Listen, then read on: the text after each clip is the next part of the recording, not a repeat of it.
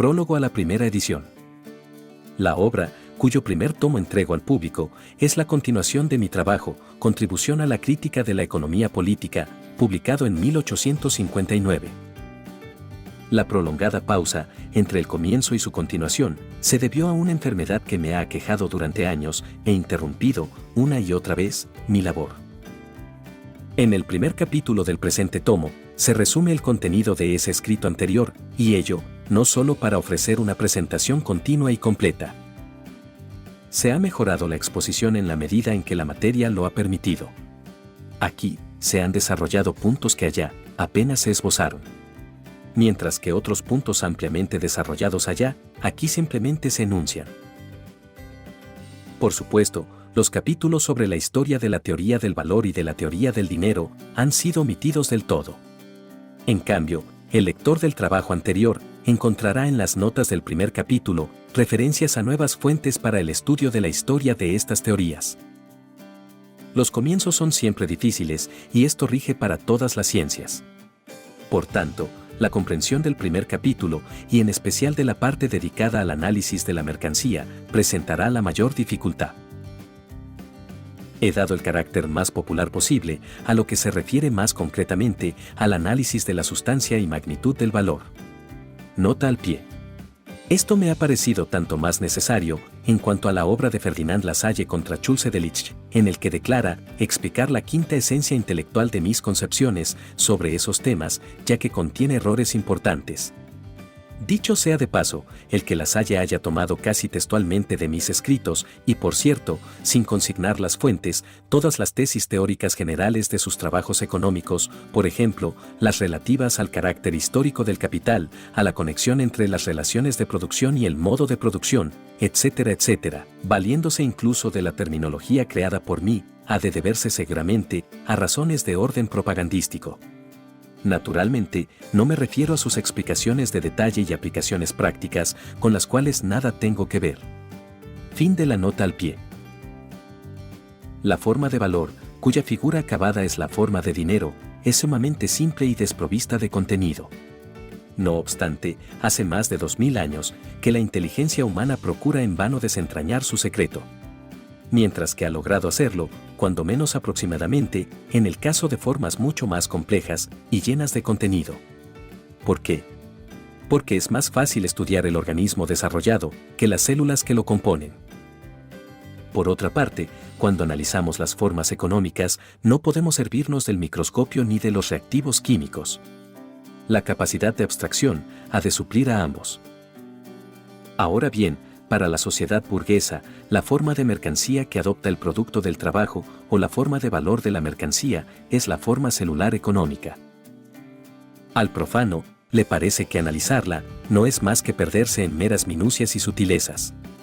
En efecto, se trata de minucias y sutilezas, pero como las que son objeto de la anatomía microscópica. Por eso, a excepción del capítulo sobre la forma del valor, nadie podrá acusar a este libro de difícil o incomprensible. Me refiero, por supuesto, a lectores que traten de aprender algo nuevo y quieran, por tanto, pensar por sí mismos.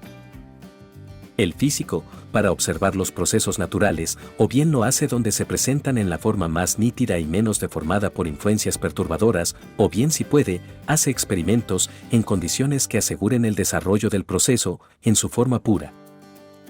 Lo que me propongo investigar en esta obra es el modo de producción capitalista y las relaciones de producción e intercambio que le corresponden. La sede clásica de ese modo de producción es hasta hoy Inglaterra. Es este el motivo por el cual, al desarrollar mi teoría, me sirvo de ese país como principal fuente de ejemplos. Pero si el lector alemán se encogiera farisaicamente de hombros ante la situación de los trabajadores industriales y agrícolas ingleses, o si se consolara con la idea optimista de que en Alemania las cosas distan aún de haberse deteriorado tanto, me vería obligado a advertirle. Sobre ti se refiere la historia. En sí y para sí, no se trata aquí del grado de desarrollo más alto o más bajo que alcanzan los antagonismos sociales engendrados por las leyes naturales de la producción capitalista. Se trata de estas leyes mismas, de esas tendencias que operan y se imponen con férrea necesidad. El país industrialmente más desarrollado no hace sino mostrar al menos desarrollado la imagen de su propio futuro. Pero dejemos esto a un lado, donde la producción capitalista se ha asentado plenamente entre nosotros. Por ejemplo, en las fábricas propiamente dichas, las condiciones son mucho peores que en Inglaterra, pues falta el contrapeso de las leyes fabriles. En todas las demás esferas, nos atormenta al igual que en los restantes países occidentales del continente europeo, no solo el desarrollo de la producción capitalista, sino también la falta de ese desarrollo. Además de las miserias modernas, nos agobia toda una serie de miserias heredadas, procedentes del hecho de seguir vegetando, modos de producción antiguos que superviven con su conjunto de relaciones sociales y políticas anacrónicas. No solo padecemos a causa de los vivos, sino también de los muertos. El muerto atrapa al vivo. La estadística social de Alemania, comparada con la inglesa y de los demás países occidentales del continente europeo, es paupérrima. Sin embargo, levanta el velo lo suficiente para dejar entrever la cabeza de la medusa. Nos horrorizaríamos de ver nuestra propia situación, si nuestros gobiernos y parlamentos designasen periódicamente, como en Inglaterra, comisiones investigadoras de la situación económica. Si estas comisiones estuviesen investidas de los mismos poderes que gozan en Inglaterra para descubrir la verdad, si se pudiera encontrar para cumplir esta misión hombres tan competentes, imparciales y severos como los inspectores del trabajo de Inglaterra, o como los médicos ingleses que informan sobre la salud pública, o como los comisarios ingleses que investigan sobre la explotación de la mujer y del niño, sobre las condiciones de la vivienda y de la alimentación, etc.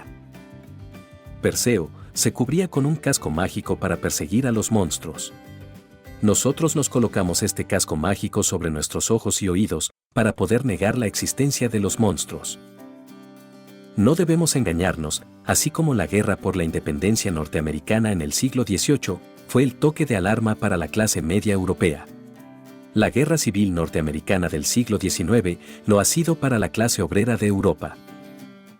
En Inglaterra, el proceso revolucionario se ha hecho tangible, cuando alcance un determinado nivel habrá de repercutir en el continente. Y allí, revestirá formas más brutales o más humanas, conforme al grado de desarrollo alcanzado por la clase obrera misma. Pero prescindiendo de los motivos más elevados, por su propio y particularísimo interés, exige de las clases hoy dominantes remover todos los obstáculos para el desarrollo de la clase obrera que pueden ser eliminados por la legislación. Esta es la razón por la cual en este tomo he asignado un lugar tan relevante, entre otras cosas, a la historia, el contenido y los resultados de la legislación fabril inglesa. Una nación debe y puede aprender de las otras. Incluso en el caso en que una sociedad haya llegado a descubrir la pista de la ley natural que preside su movimiento. Y la finalidad de esta obra es descubrir la ley económica que mueve la sociedad moderna, no puede saltar ni suprimir por decreto sus fases naturales de desarrollo. Pero sí puede acortar y hacer menos doloroso el parto. Unas palabras para evitar posibles equívocos. A los capitalistas y terratenientes no los he pintado de color de rosa. Pero aquí solo se trata de personas en la medida en que son la personificación de categorías económicas como portadores de determinadas relaciones e intereses de clase. Mi punto de vista, que enfoca el desarrollo de la formación económica de la sociedad como un proceso histórico natural, puede menos que ningún otro hacer responsable al individuo de unas relaciones de las cuales socialmente es producto. Aunque subjetivamente puede estar muy por encima de ellas. En el terreno de la economía política, la investigación científica libre se encuentra con más enemigos que en todos los demás campos. La naturaleza peculiar de su objeto levanta contra ella y lleva al campo de batalla las pasiones más violentas, mezquinas y más odiosas que anidan en el corazón humano. Es decir, las furias del interés privado. La Alta Iglesia de Inglaterra, por ejemplo, antes perdonará el ataque a 38 de sus 39 artículos de fe, que a un 39avo de sus ingresos. Hoy en día, el propio ateísmo es un pecado venial si se lo compara con la crítica a las relaciones de propiedad tradicionales. Sin embargo, no se puede desconocer que en este aspecto hubo cierto progreso. Por ejemplo, me refiero al Libro Azul, publicado hace unas pocas semanas, de título Correspondencia con las misiones de Su Majestad en el extranjero, sobre cuestiones industriales y sindicatos. Aquí, los representantes de la corona inglesa en el extranjero manifiestan sin rodeos que en Alemania, en Francia, en una palabra, en todos los estados civilizados del continente europeo, la transformación de las relaciones existentes entre el capital y el trabajo es tan perceptible e inevitable como en Inglaterra. Al mismo tiempo, al otro lado del Océano Atlántico, el señor Wyeth, vicepresidente de los Estados Unidos de Norteamérica, declaraba en mítines públicos que abolida la esclavitud, se ha puesto sobre el tapete la transformación de las relaciones de propiedad sobre el capital y la tierra. Son signos de la época que no se dejan encubrir ni por mantos de púrpura ni con negras sotanas. No significan que mañana se vayan a producir milagros, pero revelan que en las mismas clases dominantes apunta ya el presentimiento de que la sociedad actual no es ningún cristal inalterable, sino un organismo sujeto a cambios y en transformación constante. El segundo libro de esta obra versará en torno al proceso de circulación del capital. El libro tercero, a las configuraciones del proceso en su conjunto. Y el final, libro cuarto, a la historia de la teoría. Bienvenidos todos los juicios fundados en una crítica científica. En cuanto a los prejuicios de la llamada opinión pública, a la que nunca he hecho concesiones, será mi divisa como siempre, la del gran Florentino. Sigue tu camino, y deja que la gente hable. Karl Marx. Londres, 25 de julio de 1867.